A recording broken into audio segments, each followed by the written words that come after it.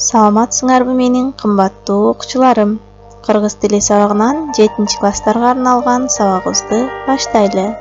Силер менен мен кыргыз тили жана адабияты мугалими Бейшенова Лонара. Бүгүнкү сабагыбыздын темасы бөлүкчөлөр. Сабактын максаты бөлүкчөлөр тууралуу тереңдетип окуп түшүнөбүз. Аларды кептиктүү колдонуп, туура жазууга үйрөнөбүз.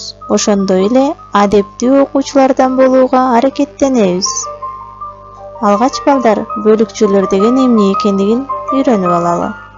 Өз алдынча турганда эч кандай лексикалык мааниге ээ болбогон, айрым сөзгө же бүтүндөй сүйлөмгө ар түрдүү кошумча маани киргизген кызматчы сөз бөлүкчө деп аталат. Демек балдар, бөлүкчө бул кызматчы сөз экенин эстедик, Кыргыз тилиндеги бөлүкчөлөр гана, бейим, ко, белем, абдан, өтө, эч, түк, өңчөй, эле, чейин, ыя, аябай, тимеле, нак, ооба, так, да, дагы, дале, куду, кудум жана башка сөздөр. Бөлүкчөлөрдүн маанисине карай бөлүнүшү. Бөлүкчөлөр балдар маанисине карай 8 түргө бөлүнөт. Чектегич бөлүкчө, күчөткүч бөлүкчө, аныктагыч бөлүкчө, ырастагыч бөлүкчө, тангыч бөлүкчө, сурама бөлүкчө, божомолдогуч бөлүкчө жана салыштырма бөлүкчө болуп. Эми ушул бөлүкчөлөрдүн ар бирине токтолуп өтсөк. Чектегич бөлүкчө атооч сөздөрдөн жана жандооштордон кийин келип, бир затты, белгини же кыймыл-аракетти башкалардын ичинен ажыратып бөлүп көрсөтүү, чектөө маанисин берген бөлүкчөлөр чектегич бөлүкчөлөр деп аталат. Чектегич бөлүкчөгө гана жана эле деген бөлүкчөлөр кирет. Мисалы, талбас эмгек ана тоодой тоскоолдуктарды жеңет. Сүрөткө малчылар эле түшүптүр деген мисалдарды алсак болот. Чектегич бөлүкчө кептин бардык стилине мүнөздүү. Тактап айтсак, илимий стилге, публицистикалык стилге, иш кагаздарынын стилине жана ошондой эле көркөм стилге да мүнөздүү.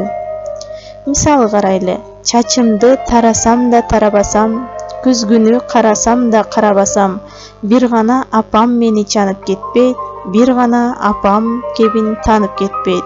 Бул ырсаптарында апаны гана бөлүп көрсөтүп турган сөз гана деген бөлүкчө колдонулду. Кийинки мисалга көңүл буралы. Балалыкта асманым көкмөк эле, баары таза, айланам көктөм эле. Балдар уруп тыйылбай ыйлап келсем, басып койчу апакемдин өпкөн эле. Бул жерде эле деген бөлүкчөлөр колдонулду. Күчөткүч бөлүкчөлөр дайыма тиешелүү сөзүнөн мурун келип, анын маанисин күчөтүп көрсөтөт. Сынатылыштар менен айкалышканда күчөтмө даражаны жасайт. Мындай бөлүкчөлөр күчөткүч бөлүкчөлөр деп аталат.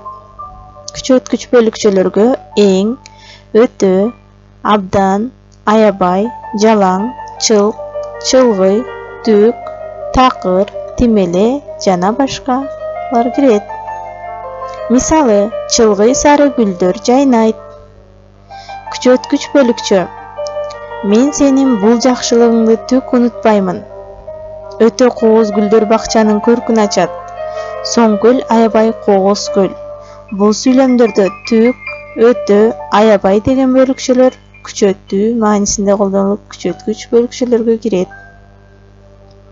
Мисалы, Гапар Айтиевдин эң мыкты чыгармалары Третьяков галереясынын сүрөт көргөзмөлөрүнө коюлуп келе жатат.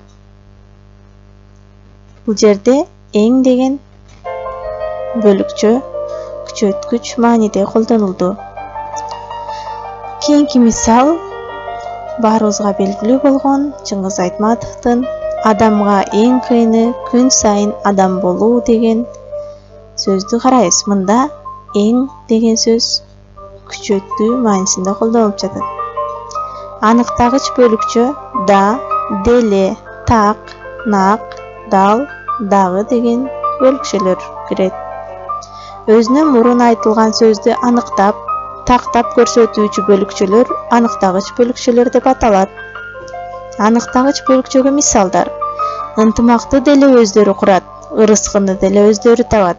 Бул жерде деле деген сөз аркылуу өздөрү курарын ынтымакты, ырыскыны өздөрү табаарын көрсөтүп турат. Бээнин нак сүтү ички органдарга дары. Сен дагы жакшы ийгиликтерге жетише аласың.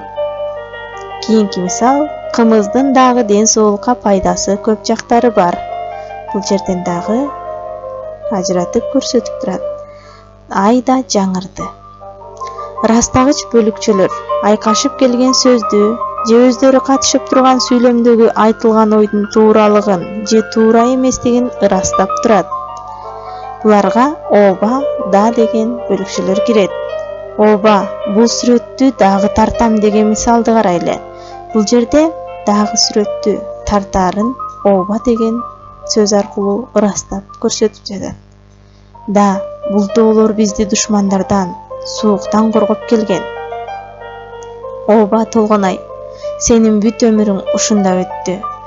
Демек, ооба, да деген сөздөр ырастап турат. Сүйлөм ичинде толук маанилүү сөздөр менен айкалышып келип, ага таануу маанисин берген бөлүкчөлөр тангыч бөлүкчөлөр деп аталат.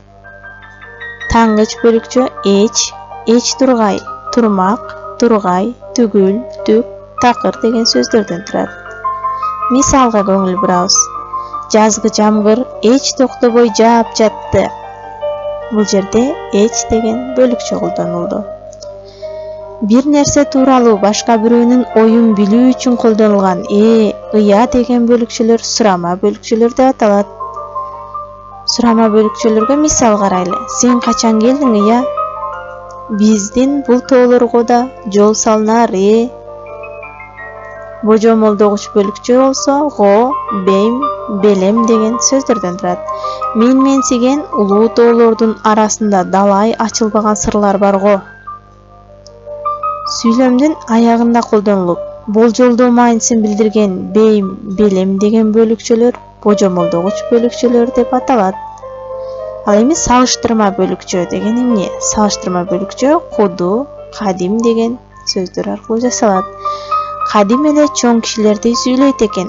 Куду атасындай эр азамат болот уулубуз. Бул жерде салыштыруу, куду, кадим деген сөздөр аркылуу берилди. Бүгүнкү сабагыбыздан өзүңөргө пайдалуу, жакшы нерселерди ала алдыңар деп ишенем. Анда эмесе үйгө тапшырма балдар. 7-класстын кыргыз тили китебинен бөлүкчөлөр, алардын маанисине карай бөлүнүшү деген теманы окуйбуз. Жана бөлүкчөлөрдүн маанисине карай бөлүнүшүнө 5 же 8 сүйлөм жазып, сөз түркүмдөрү боюнча талдоо жүргүзөбүз.